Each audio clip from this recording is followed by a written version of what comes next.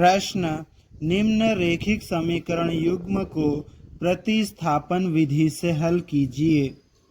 0.2x plus 0.3y बराबर 1.3, 0.4x plus 0.5y बराबर 2.3। इस प्रश्न में हमें इन दो समीकरणों का ये जो युग्म दिया है इसको हमें प्रतिस्थापन विधि से हल करना है। इस प्रश्न को हल करने के लिए हम लिखेंगे हल, दिया है रेखिक समीकरण युग्म, और उसके बाद में इन दोनों समीकरणों को लिख लेंगे। यहाँ पर हम इन दोनों समीकरणों को देखेंगे तो यहाँ देखो अच्छे से कि यहाँ पर ये सभी जो है वो दशमलव में है, पॉइंट में है। अगर हम इन समीकरणों में 10 का गुणा कर दे तो ये दशमलव हट जाएगा। अब हम इन दोनों समीकरणों में 10 का गुणा कर लेते हैं। तो देखो जरा यहाँ पे 10 का गुणा करेंगे, ठीक है, तो ये कितना हो जाएगा, ये 2 में बदल जाएगा। 0.2 जो है ये 2 हो जाएगा तो 2x हो जाएगा, प्लस ये 0.3 जो है ये 3 हो जाएगा, 3y हो जाएगा, और ये 1.3 जो है 10 का गुणा करेंगे तो ये दशमलव पीछे खसक जाएगा तो ये 13 हो जाएगा। ठीक है, इसको हम या करके लिख लेंगे। इस तरह से ये आ गया हमारा समीकरण नंबर 1।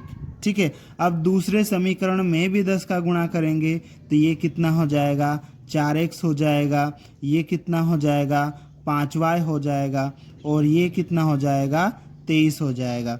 इसको नाम दे देंगे समीकरण नंबर 2, और इसको भी हम या करके लिख लेंगे। इस तरह से हमें समीकरण 1 और समीकरण 2 मिल गए। इन दोनों समीकरणों को हमें प्रतिस्थापन विधि से हल करना है, और इसके लिए हम क्या करेंगे, इन दोनों में से हमें जो समीकरण छोटा लगेगा उसको हम लेंगे।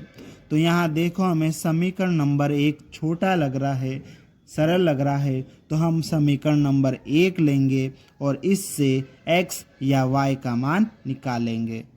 और इसके लिए हम लिखेंगे अब समीकरण 1 से, और उसके बाद में समीकरण नंबर 1 को लिख लेंगे।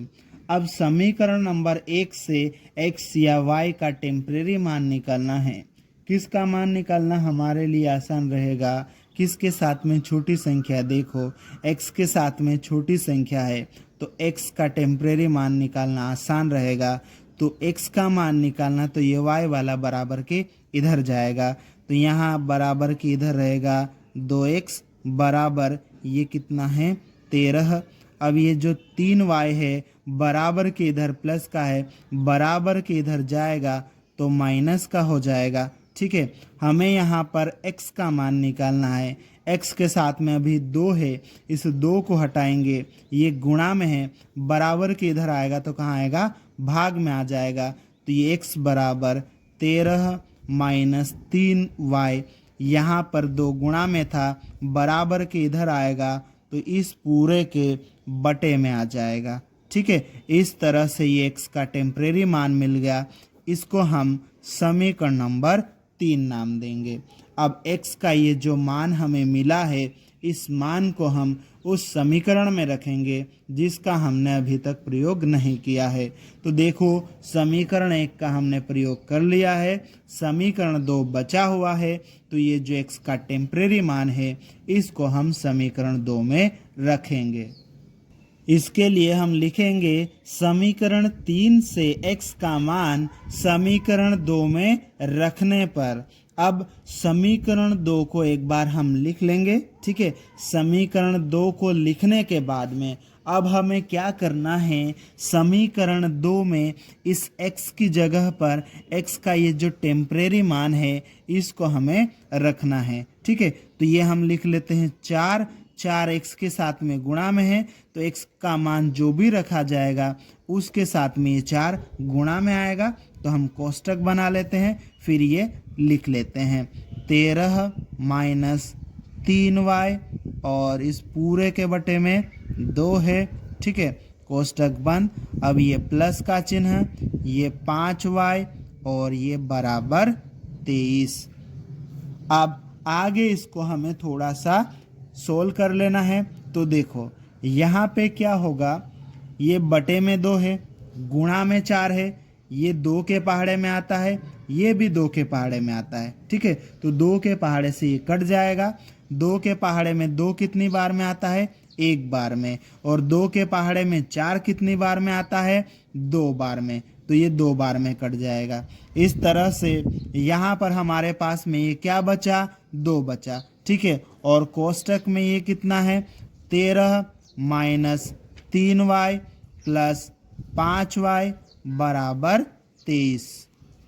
अब आगे क्या कर सकते हैं, हम इस 2 का अंदर गुणा कर सकते हैं। ठीक है, 2 का अंदर गुणा होगा तो 13 के साथ में भी होगा और 3y के साथ में भी होगा। ठीक है, 2 का अंदर गुणा करो, 2 गुणित 13 कितना हो जाएगा, 26 आ जाएगा। ठीक है, 2 का अंदर गुणा करो, 2 गुणित 3 6y हो जाएगा, माइनस का है तो माइनस चिन्ह आ जाएगा, प्लस 5y और बराबर इधर कितना है, 23।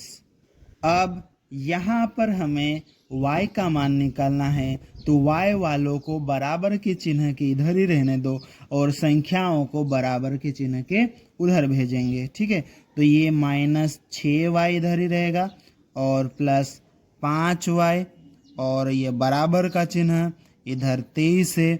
इस 26 को बराबर के चिन्ह के इधर से उधर भेजेंगे, ये इधर प्लस का है, बराबर के चिन्ह के उधर जाएगा तो माइनस का हो जाएगा। ठीक है, अब देखो माइनस 6y प्लस 5y दोनों के चिन्ह अलग अलग है तो ये जुड़ेंगे नहीं, घट जाएंगे। ठीक है, तो 6 में से 5 घटाओ 1 बचेगा, 1 गुणित y क्या आएगा, y आएगा। अब यहाँ पर 5 और 6 में से बड़ी संख्या 6 है, इसका चिन्ह माइनस का है तो ये माइनस y आ जाएगा, बराबर 23 माइनस 26 घटाओ कितना आ जाएगा, माइनस 3 आ जाएगा। अब दोनों के चिन्ह हम बदल देंगे या करके लिखेंगे, तो दोनों माइनस के हैं तो दोनों प्लस के हो जाएंगे। ठीक है, तो इस तरह से y बराबर 3 आ गया। ठीक है, इस तरह से y का एक मान हमें मिल गया। इस मान को हम अब समीकरण 3 में रखेंगे। इसके लिए हम लिखेंगे, अब y का मान समीकरण 3 में रखने पर, और ये समीकरण 3 को हम लिख लेंगे। इस समीकरण 3 में y की जगह पर हमें y का मान 3 रखना है। ठीक है, तो देखो यहाँ पर क्या आ जाएगा, ये x बराबर ये 13 माइनस 3, इस y की जगह पर y का मान 3 रखेंगे। y जो है 3 के साथ में गुणा में था, तो जो y का मान 3 है वो भी गुणा में आएगा। ठीक है, और बटे में 2, x बराबर 13 माइनस 3 गुणित 3 कितने आ जाएगा, 9 आ जाएगा, बटे 2, x बराबर 13 में से 9 घटाएंगे तो कितना आ जाएगा, 4 आएगा, बटे में 2, x बराबर 2 से 4 में भाग देंगे तो कितना उत्तर आ जाएगा, 2 आ जाएगा। इस तरह से x का मान कितना आ गया, 2 आ गया। अतः x बराबर 2, y बराबर 3 ये समीकरण युग्म का हल है और यही हमारा उत्तर है।